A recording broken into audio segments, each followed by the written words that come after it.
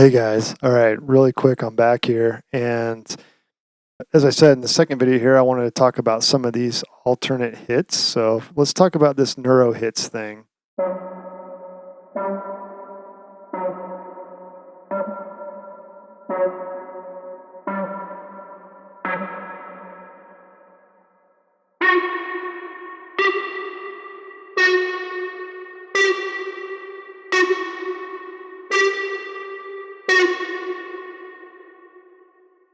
Okay, so this is just again, a copy of the main bass. I copied the main sound yet again, and I wrote, this plugin is called Good for Wubs.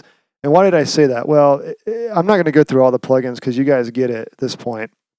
But I copied the bass patch, but then I use a different signal processing chain. So I've got this thing called Guitar Amp Pro, which is another Logic freebie built-in thing. If you don't have these in your DAW, there's like bazillions of free guitar amp emulations. And they're really fun just to put like pianos in or like whatever and just see what you get. It's like a loads of fun, right?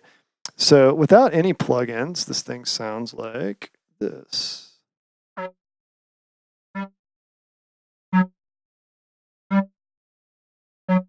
It's okay. It's kind of hollowed out, not super cool. But with the guitar amp on, a lot more grit. It's going to sound good in the mix. Channel EQ, not much. Auto filter. Yeah. So what the auto filter is doing now is I've got the envelope on. So every time I hit the key, it's going to allow the, it's going to open the filter and womp, womp, womp, that kind of wub. Yeah, love it. And it's got all this distortion going on. This auto filter plugin, again, like in Logic, is super cool. I love using it. And again, I think there's plenty of freebies out there you can get if your DAW doesn't have an auto filter kind of plugin. But yeah, it's super fun. Overdrive. You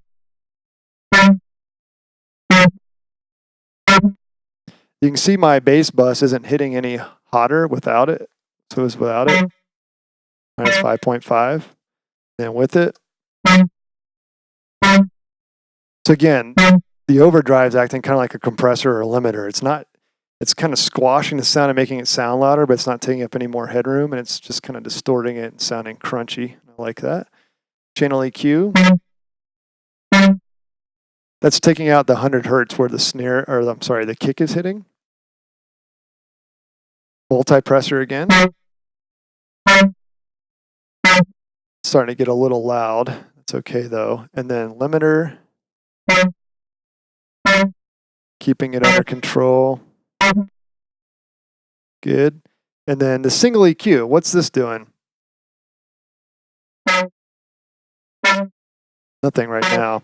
This must be the, this is the low cut. So I can high pass filter it, create an effect. And then I got a silver verb and then this other one. Yeah. So this guy is automated. You can see the frequency coming down, or going up, I'm sorry. It's a low pass filter, high cut. I don't know why they call it high cut. Well, it's fine. It's low pass. So as the filter opens up, go up an octave. So the bass patch is going up an octave there, just in case you didn't hear that. See it's changing. So in a track like this, it's totally modal. There's no chord changes. There's no harmonic progression. I usually don't do music like that, but it's fun. There's nothing wrong with it or anything. You kind of have to do stuff to kind of keep the interest alive. And this is such a simple little melodic element in the bass line. It's just adding as an accent to kind of build some tension into the next part of the drop. And again, this is kind of pseudo compositional. This isn't just like all sound design, I probably added, you can see this is the last plugin, I probably added that towards the end as I was writing the tune. And of course the silver verb I skipped over, but without it, sorry. With it. Yeah, so that reverb with the low pass effect makes it sound like the thing's far away, like it's coming at you kind of thing as you start, opening the filter up. And I really like how that sounded too. Okay, so really, again, this stuff is pretty simple. And then this sound, finally, at the end of the bar. don't want it to repeat too much. Super quiet.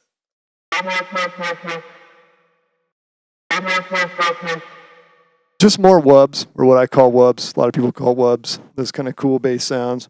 Again, the auto filter's going. It's a low pass. So if I'm just playing a note.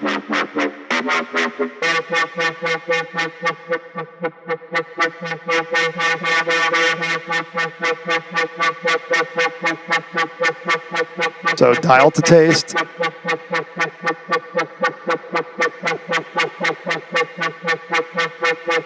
Right?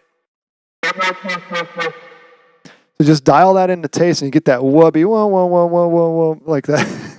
It's kind of like the super old school drum and bass sound, but I just can't get enough of those things. So, and again, if we look at what I'm doing there, single EQ, yep, I've got that thing high pass at 270. So there's no sub. The only thing that has sub in it, right, is this narrow bass 1. So it is totally dominating all the sub frequencies. All right, finally, this narrow bass 4. Let's play that real quick. Turn it up. Yeah, so this is more of an effect.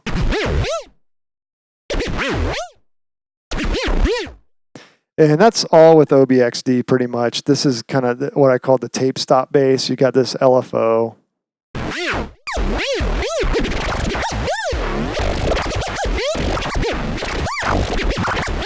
You annoyed yet?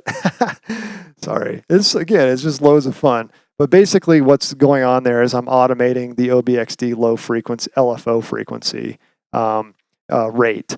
And that's what gives it kind of that tape stop effect. I figured out how to make this sound a long time ago, and I use it a lot actually.